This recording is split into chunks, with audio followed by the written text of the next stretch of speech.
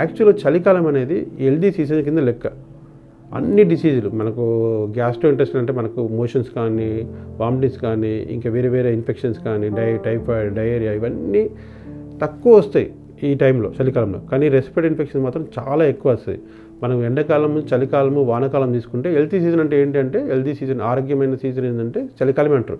కానీ రెస్పిరేటరీ వ్యవస్థకు మాత్రము చలికాలము ఆరోగ్యమైన సీజన్ కానే కాదు. ఇప్పుడున్న కాలంలో మనకు జలుబు వచ్చినా, దగ్గు వచ్చినా, ఏమొచ్చినా అన్ని డిసీజులు బ్యాక్టీరియా వైరస్ రావు. మనకు తుమ్ములు రాగానే వెంటనే మనము చలి ప్రదేశం దూరం పోవాలి. కొద్దిగా వెచ్చగా ఉండడానికి ట్రై చేయండి. స్టీమ్ ఇన్హలేషన్, ఆవిరి పట్టడం కానీ కొన్ని జాగ్రత్తలు తీసుకుంటూ ఉండాలి. దీనివలన మనము ఎటువంటి మందులు లేకుండానే మనం దీన్ని తగ్గించుకోవచ్చు.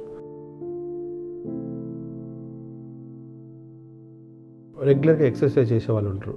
చలికాలం రాగానే మాకు ఆస్తమా ఉంది, మాకు ఈ దుమ్ము పడదు, అలర్జీ ఉందని చెప్పేసి దూరం అయ్యే ఛాన్స్ ఉంటుంది వాళ్ళు చేయకుండా.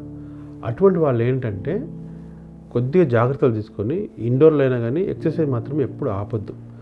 దాంతోపాటు ఒకవేళ కనుక బయటే చేసుకోవాలనుకున్నప్పుడు ఏమైందంటే కొద్దిగా టెంపరేచర్ అంటే మరీ ఎర్లీ మార్నింగ్ 5 o'clock 6 o'clock కాకుండా కొద్దిగా సన్ వచ్చినాక అయినా కానీ ఎక్సర్సైజ్ మాత్రం ఆపకుండా చేసుకోవాలి.